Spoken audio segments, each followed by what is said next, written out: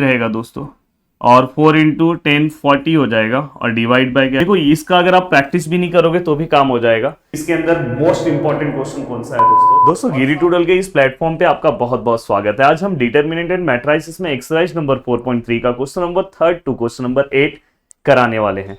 दोस्तों इसके अंदर हम बहुत ही इंपॉर्टेंट टॉपिक देखने वाले हैं। इसके अंदर हम देखने वाले एरिया ऑफ ट्राइंगल, कंसिस्टेंसी, बाद में हम इसके अंदर देखने वाले हैं कोलिनियर के बारे में भी देखने वाले हैं। तो ऐसे 3 टॉपिक्स एक ही वीडियो में मैं पूरा का पूरा कवर कराऊंगा, और साथ में आपको यह भी बताऊंगा कि इसके अंदर मोस्ट इंपॉर्टेंट क्वेश्चन कौन सा है दोस्तों। और साथ में मैं आपको बता दूं कि अगर आपको पार्ट 2 की चीजों को अपना प्रिपेयर करना है, यहाँ पे इस चैनल पे पार्ट 1 की चीजें आती है, प्रदीप गिरी 11th-12th एकेडमी इस चैनल पे पार्ट 2 की चीजें आती है, तो वहां से आप वो चीजों को कवर कर सकते हो। प्लीज इस लेक्चर को जितना हो सके अपने दोस्तों तक शेयर करो। चलो 1 बाय 1 स्टार्ट करते हैं।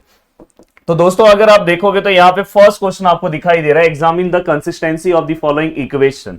आपको चेक करना है कि ये जो इक्वेशन दिया है कंसिस्टेंट है या नहीं है। तो दोस्तों देखो, मैं सबसे पहले इक्वेशन को लिख रहा हूं 2x minus y plus 3 which is equal to 0। Equation लिखते टाइम सिस्टमैटिक लिखना, देन उसके बाद वाला इक्वेशन मैं लिख रहा हूं, और देन फाइनली लास्ट वाला इक्वेशन लिख रहा हूं दोस्तों। इस तरह से हमने सभी इक्वेशन को लिख दिया, 2x minus y plus 3, 3x plus y minus 2 equal to 0, 11x plus 2y minus 3 equal to 0।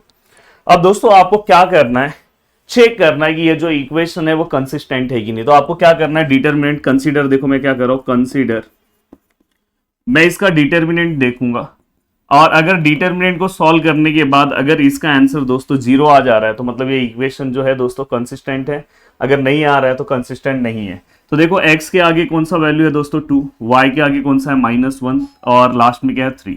हाँ, अगर आपका इक्वेशन इस फॉर्म में है 2x minus Y equal to 3, तो प्लीज 3 को यहाँ पे लेकर आओ, 3 यहाँ पे आएगा तो -3 हो जाएगा। अब दोस्तों यहाँ पे क्या आएगा 3, यहाँ पे क्या आएगा 1, और यहाँ पे क्या आएगा -2, यहाँ पे क्या है दोस्तों 11, यहाँ पे क्या है 2, और यहाँ पे क्या है दोस्तों -3। अब देखो एक बार चेक कर लो, 2 -1 3, 3 1 -2 11 2 -3। अब आपको मैंने डिटरमिनेंट सिखाया है किस तरह से हमें डिटरमिनेंट सॉल्व करना। तो ये टॉपिक आप प्रैक्टिस नहीं करोगे तो भी समझ में आ जाता है कि बस मेथड पता होना चाहिए यार, इसमें तो डिटरमिनेंट का आंसर निकालना है। अब देखो यहाँ पे मैं डिटरमिनेंट सॉल्व करके आपको दिखा रहा हूँ, ये 2 है, देखो 1 3 ज़ा 3, plus minus minus, middle minus, 2 2 ज़ा 4, और प्लस माइनस माइनस, तो यहाँ पे एक माइनस आएगा तो मैं डायरेक्टली इसे प्लस लिख दे रहा हूँ, क्योंकि अब ऑलमोस्ट हमने डिटरमिनेंट का बहुत ज़्यादा प्रैक्टिस कर लिया है। जब मैं दूसरा नंबर लेता हूँ तो पहले माइनस लेता हूँ, फिर ये नंबर लिखूंगा। अब देखो यहाँ पे ऑलरेडी -1 है, तो जैसे मैं यहाँ पे -1 लिखूंगा तो माइनस माइनस प्लस हो जाएगा, तो यहाँ पे अब क्या आ जाएगा +1। थोड़ा सा ध्यान देना, लाइव मैच देखना, ऑलरेडी मैच आने वाला है कल बहुत जोरदार। अब देखो यहाँ पे मैंने ये लिया तो ये और ये कैंसिल हो गया, 3 3 ज़ा कितना होगा 9, plus minus minus, then middle minus, and 11 2 ज़ा 22, और प्लस माइनस माइनस है, एक और माइनस आके प्लस हो जाएगा, देन लास्ट वाला नंबर +3। अब देखो लास्ट लेंगे तो ये दोनों का मल्टीप्लीकेशन 6 माइनस 11 1 ज़ा 11। अब दोस्तों अगर हम इसे लिखेंगे तो फाइनली यहाँ पे आंसर कितना आएगा 1, यहाँ पे 1 है, यहाँ पे आंसर कितना आएगा दोस्तों प्लस माइनस माइनस 22 में से अगर मैं 9 को माइनस करता हूँ, देखो 22 में से अगर आप 10 माइनस करते हो तो 12 आएगा, पर 9 माइनस करोगे तो आंसर कितना आएगा 13। देखो मैं जिस तरीके से करता हूँ उस तरीके से अगर आप भी माइनस करोगे तो कभी रॉन्ग नहीं होगा। 11 माइनस 6 है। अब देखो दोस्तों अगर मैं 11 में से अगर मैं 6 को माइनस करूंगा तो मेरा आंसर 5 आएगा, पर sign of greater number minus. अब दोस्तों यहाँ पे मल्टीप्लीकेशन 2 1 ज़ा 2, 13 1 ज़ा 13, प्लस माइनस माइनस, 5 3 ज़ा 15। तो फाइनली अगर मैं इसे प्लस करूँ तो 13 और 2 15, -15, and which is equal to 0। अगर दोस्तों इसके डिटरमिनेंट का आंसर 0 आ रहा है तो हम बोल सकते हैं therefore the given equation is consistent. तो आप यहाँ पे लिख सकते हो therefore the given equation are consistent. तो हमने यहाँ पे लिख दिया the given equations are consistent, मतलब जो हमें इक्वेशंस दिए हैं दोस्तों वो कैसे हैं, कंसिस्टेंट है। अब दोस्तों चलते हैं नेक्स्ट क्वेश्चन की ओर। अब देखो ये 2 क्वेश्चन सेम टू सेम है। मैं चाहता हूं कि आपके सिलेबस को देखो, मुझे पार्ट 1 भी पढ़ाना है, पार्ट 2 भी पढ़ाना है, बहुत सारी चीजें पढ़ाना है, और साथ में छोटे क्लास को भी पढ़ाना है, बाद में इंजीनियरिंग स्टूडेंट को भी पढ़ाना है। तो अगर मैं हर एक सम लूंगा तो बहुत ज्यादा, क्योंकि ये सिमिलर सम है यार, बस यहाँ पे मैं हर एक सम ले ही रहा हूं, पर ये जो सिमिलर सम है वो आप खुद ट्राई करो। अगर नहीं, इसमें देखो इसमें कुछ नहीं करना, बस डिटरमिनेंट का आंसर निकालना। अगर 0 आया तो गिवन इक्वेशंस आर कंसिस्टेंट, नहीं आया तो given equations are not consistent. तो प्लीज ये क्वेश्चन आपको ट्राई करना है, जिससे मेरे पास टाइम मिले और मैं आपको जल्दी जल्दी पूरा का पूरा टॉपिक कवर करा दूं। अब दोस्तों यहाँ पे क्या लिखा है, फाइंड के, प्लीज ध्यान से अच्छे से देखना है, फाइंड के, और इसे आप वेरी इंपॉर्टेंट मार्क कर सकते हो। जहां पे भी के वाला क्वेश्चन पूछ रहे हैं वहां पे आप INT मार्क कर सकते हो। Find k the following equations are consistent. हमें क्या करना है, के का वैल्यू फाइंड आउट करना है। तो देखो दोस्तों यहाँ पे बोला है, मैं इक्वेशन लिख रहा हूं 2x plus 3y minus 2 which is equal to 0। देखो 2x प्लस 3y। दूसरा है 2x plus 4y minus k equal to 0। और तीसरा है x minus 2y plus 3k equal to 0। अब क्या बोला है, अबो इक्वेशन आर कंसिस्टेंट। दोस्तों पहले से ही हमें कंसिस्टेंट दे दिया है। कंसिस्टेंट अगर हमें पहले से ही दे दिया है मतलब हम इक्वल टू डिटर्मिनेंट 0 पहले ही ले लेंगे। तो मैंने आपको बोला है कि अब यहाँ पे डिटर्मिनेंट 0 लाने की जरूरत नहीं है, यहाँ पे हमें के फाइंड आउट करना है और हमें कंसिस्टेंट उन्होंने पहले से ही दे दिया है। अब देखो यहाँ पे हम वैल्यूज पुट करेंगे। दोस्तों अगर आप देखो, यहाँ मैच अभी 2 दिन के बाद है पर यहाँ पे ही मैच चालू हो गया है। तो दोस्तों यहाँ पे अगर आप x का वैल्यू देखोगे तो 2 है, यहाँ पे 3 के आगे y के आगे कोएफिशिएंट कितना है, 3 है, देन -2, देन 2 4 माइनस के, प्लीज याद रखना यहाँ पे कौन सा वैल्यू आ रहा है, माइनस के, देन x के आगे 1, y के आगे -2, देन यहाँ पे क्या आएगा दोस्तों 3 के। अब दोस्तों आपको इसे क्या करना है, सॉल्व करना है। इसे अगर आप सॉल्व करते हो तो देखो किस तरह से आप सॉल्व करोगे। यहाँ पे 2 है, देखो 4 3 जा कितना आएगा दोस्तों 12 के, देन मिडल माइनस 2 इंटू के 2 के and plus minus minus plus हो जाएगा। और हमेशा मल्टीप्लिकेशन जब करते हो तो आपको ग्रेटर नंबर का साइन नहीं लिखना है। ग्रेटर नंबर का साइन कब लिखना है, प्लस और माइनस में। अब दोस्तों यहाँ पे जब मैं दूसरा नंबर लेता हूँ तो माइनस लेके लिखूंगा। अब यहाँ पे हम किसका मल्टीप्लिकेशन करेंगे, ये दोनों का। तो देखो 2 इंटू 3 6 के, देन मिडल माइनस एंड 2 देखो 1 इंटू के आएगा, के 1 जा के, जैसे 5 1 जा 5 वैसे के 1 जा के, एंड प्लस माइनस माइनस, तो यहाँ पे माइनस आएगा तो ये माइनस माइनस प्लस, तो मैं डायरेक्ट यहाँ पे प्लस लिख रहा हूँ। एंड लास्ट वाला नंबर जो साइन है वो हम वैसे ही डायरेक्ट लिखते हैं। अगर समझो यहाँ प्लस साइन है तो प्लस करके लिखते हैं, लास्ट वाले में कोई दिक्कत नहीं है, यहाँ पे जो साइन है वैसे ही आपको लिखना रहता है। अब दोस्तों यहाँ पे हम क्या करेंगे, देखो ये दोनों को करोगे तो 2 2 जा क्या हो जाएगा 4 minus plus minus, then middle minus and 4 1 सा क्या हो जाएगा दोस्तों 4 विच इज इक्वल टू 0। अब दोस्तों यहाँ पे अगर आप देखोगे तो ये 2 है, 12 के माइनस 2 के, क्योंकि दोनों का सरनेम सेम है के, तो हम कर सकते हैं। तो यहाँ पे कितना आएगा दोस्तों 10 के, देन ये 3 ऐसे ही है, 6 के प्लस यहाँ पे के है मतलब 1 के है, 6 के प्लस के 7 के, माइनस माइनस दोस्तों प्लस, तो यहाँ पे क्या हो जाएगा -8 विच इज इक्वल टू 0। अब दोस्तों ये क्या हो जाएगा, अगर मैं 2 को 10 से मल्टीप्लाई करता हूँ तो 20 के, 7 3 ज़ा 21 के, एंड माइनस, देखो यहाँ पे मल्टीप्लिकेशन है तो मल्टीप्लिकेशन में साइन लिखते हैं, ग्रेटर नंबर का साइन नहीं होता है, माइनस माइनस प्लस, और 8 2 ज़ा कितना होगा 16 which is equal to 0। And दोस्तों ये देखो 21 में से 20 के माइनस होगा तो के आएगा, और साइन ऑफ ग्रेटर नंबर क्या आएगा, मतलब 21 माइनस 20 मतलब 1, पर पीछे सरनेम क्या के है तो 1 के साथ हम के 1 अगर आपको लिखना है तो लिखो, पर 1 हम लिखते नहीं है जनरली, तो 1 इंटू के ही होता है, और साइन ऑफ ग्रेटर नंबर 21 का माइनस है। एंड दोस्तों यहाँ पे 16 वहाँ पे जाएगा तो -16 हो जाएगा, तो फाइनली यहाँ पे देखो माइनस माइनस कैंसिल, के इक्वल टू 16। तो यहाँ पे हमने फर्स्ट क्वेश्चन सॉल्व कर दिया। अब देखो सेकंड क्वेश्चन फिर से सिमिलर क्वेश्चन है, सेम ऐसे ही सॉल्व करना है। हाँ मैं यहाँ पे आपको बता दूं कि देखो यहाँ पे आपका डिटरमिनेंट जब लोगे तो यहाँ पे के लोगे, x के आगे, यहाँ y के आगे 3 है और यहाँ पे 1 है, यहाँ पे x के आगे कुछ नहीं है तो 1 है, यहाँ पे y के आगे 2 लोगे और फिर 1 लोगे, यहाँ पे x के आगे 1 है, y के आगे 1 है, और लास्ट वाला वैल्यू नहीं दिया है तो दोस्तों वहाँ पे 0 लेना है। तो बस यही वाला एक गड़बड़ मत करना, बस लास्ट में वहां पे आप जब लोगे तो यहाँ वाला वैल्यू क्या आएगा 0, और बाकी के सभी वैल्यूज दिए हैं इक्वल टू 0 लेके इसको सॉल्व कर दो, फटाक से इसका आंसर आएगा। तो इसका आंसर प्लीज आपको कमेंट करके बताना है। चलते हैं दोस्तों नेक्स्ट क्वेश्चन की ओर और नेक्स्ट क्वेश्चन सॉल्व करते हैं। अब देखो ये वाला भी क्वेश्चन आप एग्जाम के दिन अगर आप चाहोगे तो नहीं प्रैक्टिस करोगे तो भी चलेगा, क्योंकि ये अपने को अपने आप समझ में आ जाएगा। देखो यहाँ पे क्या बोला है, एरिया ऑफ ट्राइंगल बोला है। अब एरिया ऑफ ट्राइंगल अगर आपको डिटरमिन, हाँ एक एरिया ऑफ ट्राइंगल का चाहिए तो सॉल्व कर लो, तो टेंशन, ये देखो एक कंसिस्टेंट का सॉल्व कर लो, एक के वाला सॉल्व कर लो। देखो एग्जाम टाइम पे आपको ये भी पता होना चाहिए कितने कम सम सॉल्व करके जाऊं जिससे मेरा पूरा काम हो जाए। अब दोस्तों यहां पे find the area of triangle. अब देखो यहां पे मैं ए लिख रहा हूं 5,8, बी है 5,0 और दोस्तों सी है 1,0। मैं यहां पे क्या ले रहा हूं, लेट। अब दोस्तों अगर मैं इसे देखूं तो ये क्या हो जाएगा, x1 y1, ये क्या हो जाएगा x2 y2, और ये क्या हो जाएगा दोस्तों x3 y3। Area of triangle में आपको पॉइंट्स को क्या करना होगा, डिफाइन। अब यहां पे मैं क्या कर रहा हूं दोस्तों, एरिया ऑफ ट्राइंगल, ट्राइंगल का नाम क्या है दोस्तों, ए बी सी, वो हम फाइंड आउट करने जा रहे हैं। तो उसका फॉर्मूला है, फॉर्मूला क्या है दोस्तों, देखो बहुत इजी फॉर्मूला है। सबसे पहले x लिखो, x लिखो, x लिखो, फिर y लिखो, y लिखो, y लिखो, देन 1 1 1। क्या बात है सर, बहुत इजी फॉर्मूला बता रहे हो। उसके बाद दोस्तों 11 का टेबल पढ़ना है। 11 1 सा 11, 11 2 सा 22, 11 3 सा 33। तुरंत आपको फॉर्मूला याद हो गया। ये तरीका होता है दोस्तों पढ़ाने का। बहुत सारे टीचर्स आपको बोलेंगे x1 x2 x3 y1 y2 y3, confusion होगा, पर जो मैं तरीका बताया आई थिंक आपके दिमाग में पूरी तरीके से बैठ गया है। अब आपको क्या करना है, इसके वैल्यूज पुटअप करो और सम फटक से सॉल्व कर दो। देखो x1 कितना है दोस्तों, अगर आप x1 देखोगे तो x1 का वैल्यू कितना है दोस्तों 5, द वैल्यू ऑफ y1 कितना है दोस्तों 8, द वैल्यू ऑफ x2 कितना है दोस्तों 5, द वैल्यू ऑफ y2 कितना है 0, x3 का वैल्यू कितना है 1 एंड y3 का वैल्यू कितना है दोस्तों 0, देन 1 1 1। अब मैं अगर इसे सॉल्व करने की कोशिश करूंगा तो मेरा अपने आप आंसर आ जाएगा।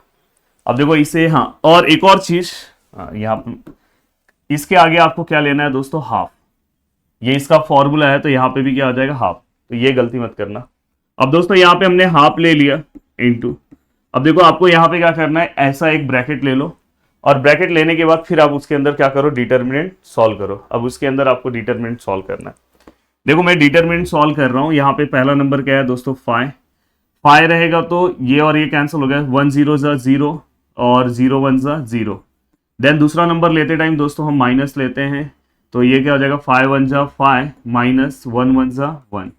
देन तीसरा नंबर लेते टाइम 1, तो यहाँ पे क्या आएगा दोस्तों 5 0 ज़ा 0 एंड 1 0 ज़ा 0। क्या बात है, हमने लिख दिया। तो यहाँ पे क्या आया दोस्तों, हाफ मल्टीप्लाई बाय, ये ब्रैकेट में ही सॉल्व करो। देखो 5 इंटू यहाँ पे क्या हो जाएगा 0, 8 इंटू यहाँ पे क्या हो जाएगा दोस्तों 5 माइनस 1, यहाँ पे क्या हो जाएगा दोस्तों 4, और प्लस 1 इंटू यहाँ पे क्या हो जाएगा दोस्तों 0।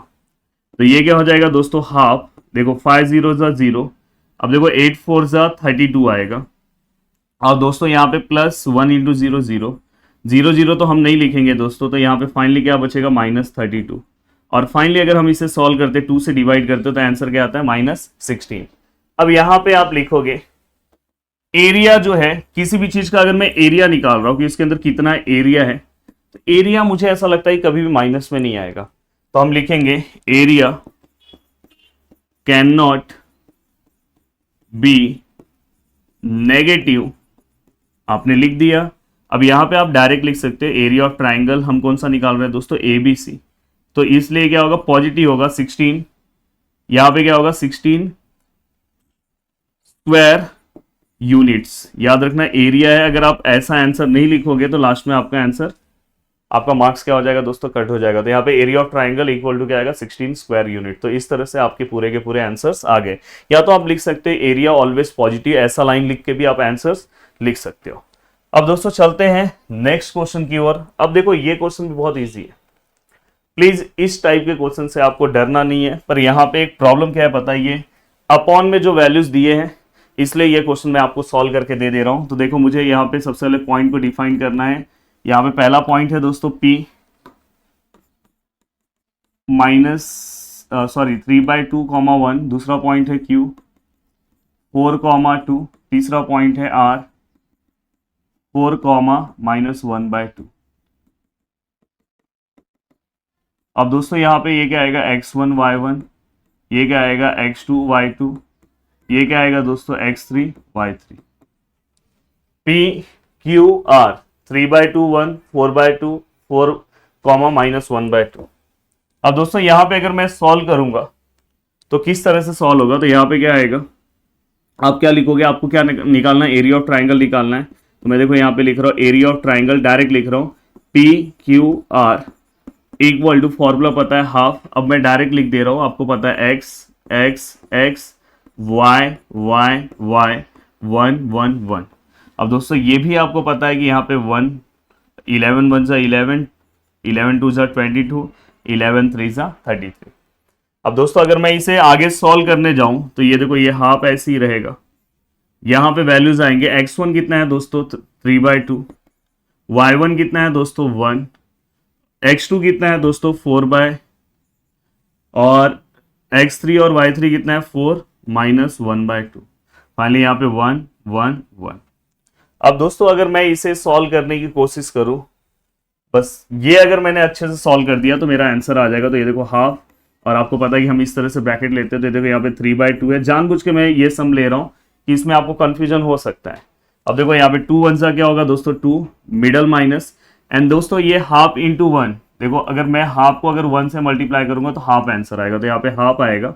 बट ये प्लस माइनस माइनस, तो यहाँ माइनस आएगा, तो एक और माइनस की वजह से ये क्या हो जाएगा प्लस। देन दूसरा नंबर लेते टाइम हम माइनस लेंगे। अब ये मैं लिया तो देखो यहाँ पे 4 1 सा 4 माइनस 4 1 सा दोस्तों क्या आएगा 4। देखो जहां पे अगर डिफिकल्ट कुछ रहेगा मैं वो सम खुद सॉल्व करके दूंगा। देखो मैंने ऑलरेडी एरिया ऑफ ट्रायंगल एक और सॉल्व किया, फिर से मैं ये सॉल्व करके दे रहा हूँ। अब दोस्तों अब तीसरा नंबर लेते टाइम जो साइन है वही हम लेते हैं। अब देखो यहाँ पे 4 इंटू हाफ, देखो 4 को अगर मैं हाफ से मल्टीप्लाई करूँ तो इसका आंसर 2 आएगा, क्योंकि और तो यहाँ पे 2 है। साइन देखो क्या आएगा plus minus minus, then middle minus 4 2 ज़ा 8। अब दोस्तों यहाँ पे ये देखो ये क्या हो गया हाफ, ये क्या हो गया दोस्तों 3/2। अगर ये दोनों को अगर आप सॉल्व करने की कोशिश करोगे तो क्या होगा दोस्तों, देखो 2 2 ज़ा 4, 4 + 1 5/2, देन ये 1, 4 - 4 0, देन ये 1 -10 विच इज इक्वल टू। अब दोस्तों ये क्या हो जाएगा हाफ, देखो यहाँ पे 5 3 ज़ा कितना हो जाएगा 15/4, ये -1 × 0 0 हो जाएगा, तो डायरेक्ट ये लिख रहा हूँ प्लस माइनस माइनस और 10 1 ज़ा 10। अब अगर मैं इसे सॉल्व करने की कोशिश करूँ तो ये हाफ आएगा, देखो ये 15 ऐसे ही रहेगा दोस्तों, और 4 × 10 40 हो जाएगा, और डिवाइड बाय क्या आएगा दोस्तों 4। अब मैं अगर इसे आगे सॉल्व करने की कोशिश करूं तो इसका आंसर क्या आएगा दोस्तों, ये देखो ये हाफ, ये आई थिंक अगर मैं इसको माइनस करता हूं तो 25 डिवाइड बाय 4, तो फाइनली -25 डिवाइड बाय 8 इसका आंसर आ रहा है। बट आंसर हम हमेशा, मैं बार बार बोल रहा हूं कि आपको जो आंसर है वो पॉजिटिव आंसर लिखना है। तो आप क्या लिखोगे, एरिया ऑलवेज पॉजिटिव, ऐसा भी लिख सकते हो, area of triangle is always positive and therefore the area of triangle PQR which is equal to 25/8 square units. ऐसा आप लिखोगे तो ही आपको मार्क्स मिलेगा, और इसको डिवाइड करने की जरूरत नहीं है। तो चलते हैं दोस्तों अब नेक्स्ट क्वेश्चन की ओर। चलो दोस्तों तो सेम है, एरिया ऑफ ट्राइंगल आप इजीली बहुत अच्छे से सॉल्व कर सकते हो।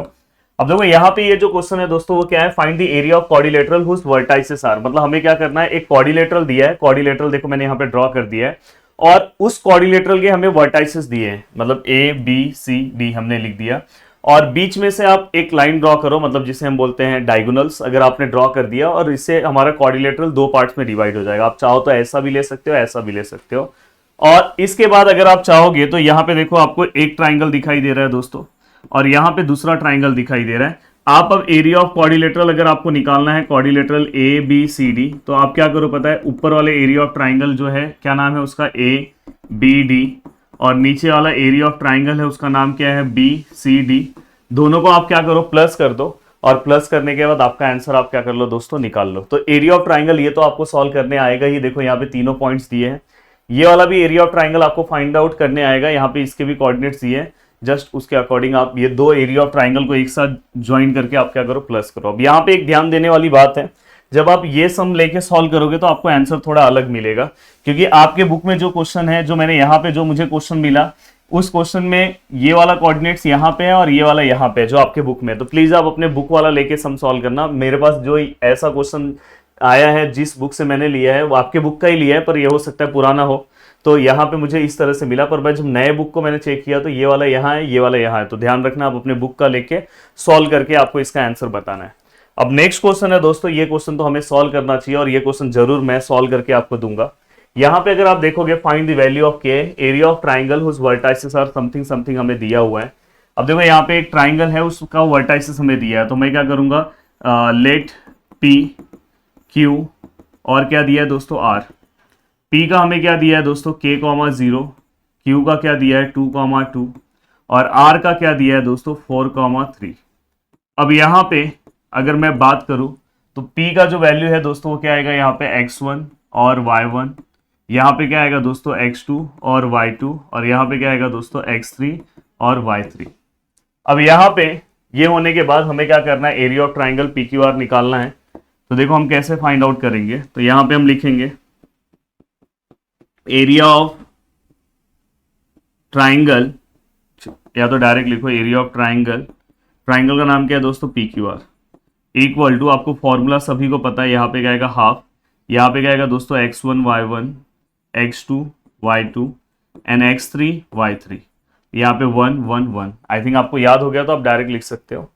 अब दोस्तों देखो यहाँ पे ये हाफ हो गया, यहाँ पे जस्ट मैं वैल्यू पुटअप कर रहा हूँ, यहाँ पे क्या आएगा दोस्तों k 0, यहाँ पे क्या आएगा दोस्तों 2 2, यहाँ पे क्या आएगा दोस्तों 4 और 3, यहाँ पे 1 1 1। अब दोस्तों यहाँ पे ये होने के बाद एरिया ऑफ ट्राइंगल PQR का जो आंसर है दोस्तों वो भी हमें दिया हुआ है, उन्होंने दिया है कितना 3/2। बस ध्यान रखना ये जब आप आंसर लिखोगे, क्योंकि एरिया का आंसर प्लस और माइनस दोनों में आ सकता है, पर उसके बाद हम प्लस में लेते हैं, तो इसलिए आपने पीछे भी देखा होगा -16 आंसर आया था, तो मैंने उसका आंसर फिर क्या किया +16 लिया, तो यहाँ पे इसलिए मुझे प्लस और माइनस दोनों लेना होगा। अब लेने के बाद दोस्तों मुझे यहाँ पे k का वैल्यू फाइंड आउट करना है। अब एक बार चेक कर लो कि मैंने सभी डेटा को प्रॉपर लिखा है कि नहीं लिखा है। 4 3, हाँ। अब यहाँ पे देखो k 0, हाँ। अब यहाँ पे बहुत ही इजी तरीके से मैं चीज़ों को सॉल्व कर सकता हूँ। देखो ध्यान से, देखो ये 3/2 है, प्लस ऑफ माइनस यहाँ पे दोस्तों 1/2। अब जस्ट मैं इसे सॉल्व करूंगा तो यहाँ पे k है। अब देखो ये 2 1 सा क्या आएगा 2, -3 1 सा 3, देन यहाँ पे 0, देन 0 के बाद 2 1 सा 2, देन यहाँ पे क्या आएगा दोस्तों 4 1 सा 4, देन यहाँ +1, यहाँ पे क्या आएगा 2 3 सा 6 एंड 4 2 सा कितना हो जाएगा दोस्तों 8। अब यहाँ पे ये होने गया, देखो ये दोस्तों ये 2 2 कैंसिल हो गया, तो यहाँ पे प्लस ऑफ -3, यहाँ पे क्या k, यहाँ पे क्या -1, यहाँ पे ये पूरे का आंसर 0 है, देन यहाँ पे दोस्तों -2, तो यहाँ पे plus of -3 which is equal to ये -k हो जाएगा दोस्तों, इसका कुछ मतलब नहीं है, और ये प्लस माइनस -2। तो फाइनली अगर मैं इसे लिखने की कोशिश करूँ तो ये क्या हो जाएगा दोस्तों 3 इक्वल टू -k -2 और -3 इक्वल टू -k -2। एक बार मैंने इसको प्लस फॉर्म में लिखा दोस्तों, और एक बार हमने क्या किया इसको माइनस फॉर्म में लिखा। तो फाइनली अगर मैं यहाँ पे देखूँ तो ये -k -3 +2, तो फाइनली यहाँ पे -1 -k, then k equal to यहाँ पे 1 आंसर आया। और यहाँ पे अगर मैं सॉल्व करूँ तो देखो दोस्तों ये ऐसा भी आप कर सकते हो, k को यहाँ पे लोगे प्लस हो जाएगा, ये -2 है, -3 वहाँ पे गया, तो k इक्वल टू क्या हो जाएगा -5। तो फाइनली दोस्तों यहाँ पे हमें -5 और 1 आंसर मिला। अब चलते हैं दोस्तों नेक्स्ट क्वेश्चन की ओर। अब दोस्तों नेक्स्ट क्वेश्चन है हमारा, अब देखो examine the collinearity of the following set of point. याद है आपने इसके पहले भी 10th क्लास में कोलिनियर पॉइंट से रिलेटेड पढ़ा होगा, जब आपने स्लोप निकाला होगा या तो डिस्टेंस फॉर्मूले में आपने देखा होगा। सेम यहाँ पे भी क्वेश्चन है दोस्तों, यहाँ पे हमें a वाला पॉइंट दिया है 3, -1, b वाला हमें दिया है 0, -3 और दोस्तों c वाला हमें दिया है 12, 5। देखो इसका अगर आप प्रैक्टिस भी नहीं करोगे तो भी काम हो जाएगा, बस आपको पता होना चाहिए कि अगर कोई भी पॉइंट कोलिनियर है, अगर सपोज ये तीनों के तीनों पॉइंट एक ही लाइन में है, तो दोस्तों उसका एरिया ऑफ ट्राइंगल बनेगा ही नहीं। ट्राइंगल ही नहीं बनेगा तो मतलब उसका एरिया का आंसर कितना आएगा दोस्तों 0 आएगा। अगर सपोज यहाँ पे ट्राइंगल अगर मैंने बनाया तो ये तीनों पॉइंट कभी भी कोलिनियर नहीं है, पर अगर कोलिनियर है तो ट्राइंगल बनेगा ही नहीं, और ट्राइंगल नहीं बनेगा तो उसका एरिया का आंसर कितना आएगा 0।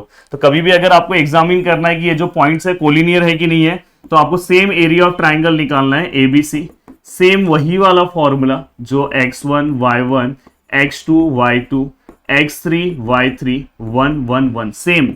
और अगर ये पूरे को यहां से देखो वैल्यू पुटअप किया, ये पूरे का आंसर कितना आया, अगर सपोज 0 आया, 0 आ गया तो मतलब आप बोल सकते हैं therefore the following points are collinear. अगर 0 नहीं आया तो समझ जाओ कि जो पॉइंट्स है वो कोलिनियर नहीं है। तो बहुत ही सिंपल सा है। अब देखो ओवरऑल इतना टॉपिक जो मैंने आज के लेक्चर्स में आपको बताया, आपको करना क्या है, आपको अगर अपने एग्जाम का प्रैक्टिस करना है, आपके पास टाइम कम है, तो आप एक सम एरिया ऑफ ट्राइंगल का बस सॉल्व कर लो, और एक अभी जो मैंने बताया प्लस ऑफ माइनस करके अभी जो बताया वो वाला एक के वाला कर लेना, और एक के वाला कंसिस्टेंट का सम सॉल्व कर लो। बस 3 क्वेश्चन सॉल्व कर लो, आपका काम खत्म। इस एक्सरसाइज में आप सभी चीजें खुद से सॉल्व कर लोगे। और क्रैमर्स का तो मैंने इसके पहले एक वीडियो बनाया है, वो आप बहुत अच्छे से करने वाले हो। वीडियो को देखने के लिए दिल से थैंक्स दोस्तों। इसके बाद हम मिलेंगे, मैट्रिसेस का पार्ट स्टार्ट करेंगे, वो भी जल्दी जल्दी कवर कर देंगे। चलो मिलते हैं नेक्स्ट लेक्चर में। Bye bye, take care. उम्मीद है कि आप बहुत अच्छे से पढ़ रहे हो दोस्तों। जय हिंद दोस्तों।